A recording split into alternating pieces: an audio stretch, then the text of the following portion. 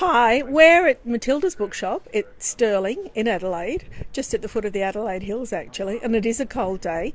I'm talking to the lovely Fiona McCallum, really about, we've just had Nick Xenophon in this morning, talking about parallel importation laws or restrictions, so to speak, and we as an industry, me in particular and Better Reading in particular, are really lobbying against lifting parallel import restrictions. Fiona, I'm just wondering how you feel about that and how you think it will affect Australian writers and writing. Well, I think it's nonsensical of the government for a start when they say they're all about innovation.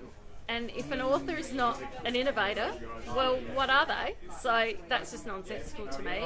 I wouldn't be where I am if it were not for the parallel import rules, because for a publisher to be able to take a slice of a big blockbuster pie, say an overseas book, and publish it themselves here per the restrictions, then that contributes to their bottom line, and they can then invest in taking a risk on an unknown Australian author. So that's what happened to me.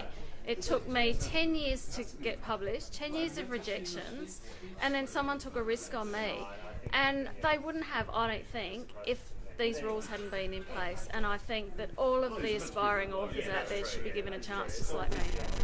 I totally agree with you. It is, if we lift restrictions, it then isn't for apples for apples, because in the US they do have restrictions, and in the UK they do have restrictions. So do you agree that it will lead to a market, a book industry, where overseas titles can be dumped into this market? Absolutely. And I've seen a small part of this. 2 of my books have actually been published overseas. So 1 in the US and 2 in the UK, and they put different titles on them and completely different covers. And my readers here have managed to buy them online, thinking that they are new books by me, and then I've got really annoyed because they're the same stories repackaged. And so I think that's been bad for my brand. But back to your question, I think flooding the market is just not at all helpful. It isn't at all. Fiona, tell us a little bit about Standing Strong. What are you working on at the moment? I know that a lot of our readers have read Standing Strong and have enjoyed it, and they'd probably like to know what you're doing now. What are you in the middle of writing? Can you share anything with us?